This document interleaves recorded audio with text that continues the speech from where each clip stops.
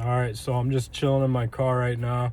I figure I'd do a video about kind of how I went full time with my lawn care company. So I started working for a roofing company in 2023. And I was the star student, man. No experience, went above and beyond. I was the golden boy. I wasn't the yes man or like the teacher's pet. I went above and beyond, man. I wanted to be the best, right? You know, highest paid in the position throughout the company. Everybody thinking the world of me, building that reputation of, being the best at what I did, right? So I was in the job for about 3 years. Nothing lasts forever, man. It doesn't matter how good you are. You could be the best, it doesn't matter. New management will come in, the owners will sell, so private equity will come in. The first 2 years, it was all good. I was getting good raises, I was getting good bonuses, I was doing my job to the fullest, going above and beyond. It wasn't hard to do. When I say that, I mean going above and beyond. It wasn't hard for me to go above and beyond. So I did it. But then we got bought out. The company got bought out. Private equity came in, and whenever private equity comes in, they pretend it's all peaches and roses, everything's good, but in reality they usually have like a 12-month plan, and they slow roll it. And what they want to do is get everybody out that's been there so they can pay lower, they can implement new systems, and nobody's used to like the old way. Like that's their goal. All they see is numbers. There's no loyalty, there's no like seniority, nothing. So private equity bought the company out, I think in 2025 or late 24. And nothing really happened at first. It was just all business as usual, but then it starts veering its head, like people start leaving. There starts becoming like hostility and like politics, like in the office. It hasn't really spread down to the lower ranks yet. But it does. Eventually it does. It's like it becomes full blown throughout the company, right? So, managers start turning on each other because they want to keep their high paying jobs. So they're doing whatever they got to do to keep the lifestyle they've been living, whether they've been there 5-10 years and they've built their reputation and gotten promotions and raises and gone up and up and up to being high paying. So they're scared, man. They're frightened. They're doing whatever their new bosses say. And they become tyrants instead of like leaders, So they become the tools of this private equity firm or whatever. They become the tools, and they start implementing these new systems onto the employees below them. And they become tyrants towards the lower employees and to their peers and each other. So there's a lot of jealousy, a lot of backstabbing out of fear of losing their job, right? So they do the bidding of this private equity firm, and they start kicking all the buck down lower and lower and lower, to where even the entry-level employees now, their workload's doubled.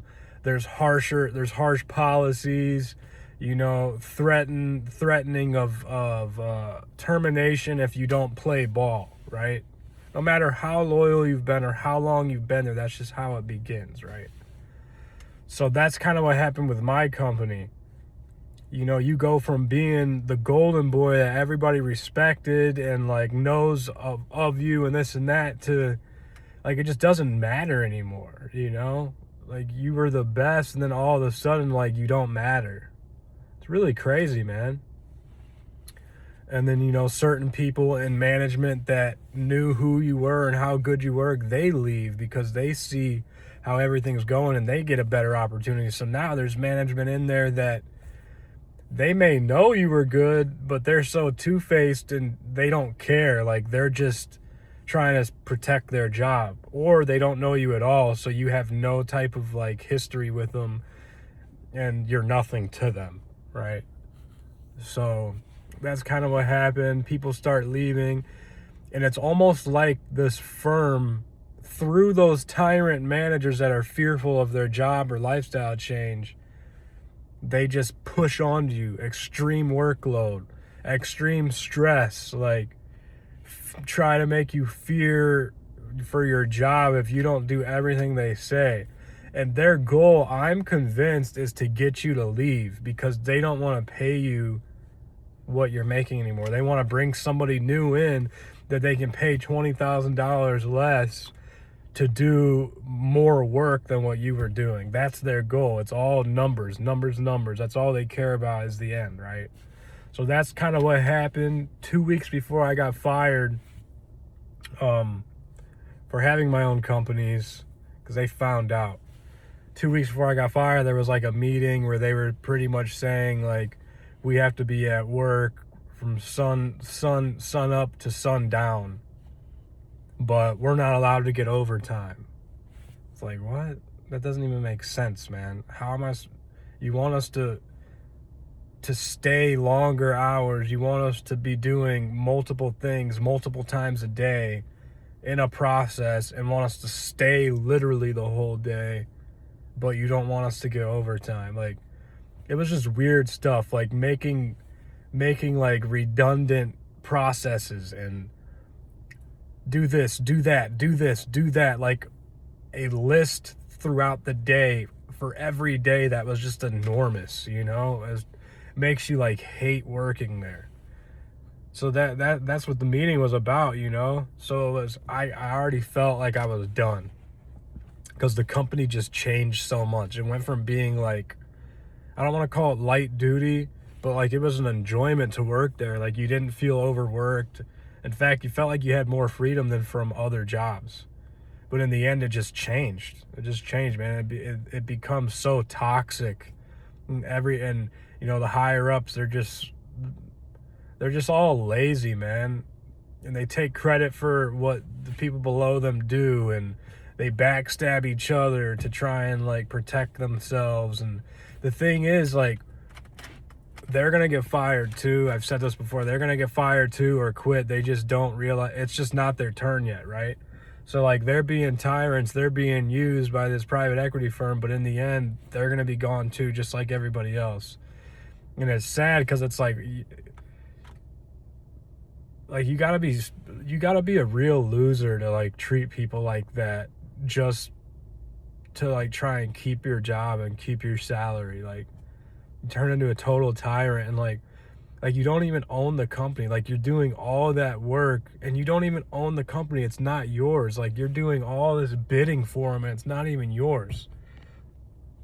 Real business owners, first of all, aren't going to be tyrants to their employees, and they're just not going to treat you like that. And it's their company. Like, it's just really weird to me. Like, I don't ever want to be in a position to where I'm like that. That's super weird. Like, oh, I'm going to die on a sword for this company that's not even mine. Like, that's just weird.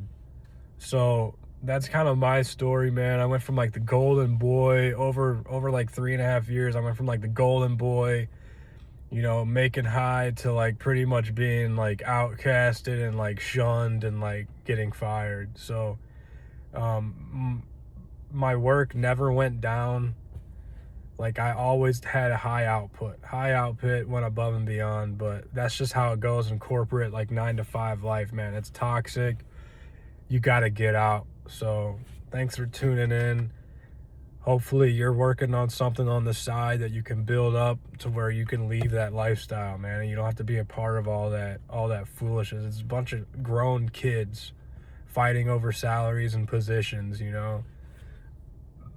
It's ridiculous, man. So build something of your own, please.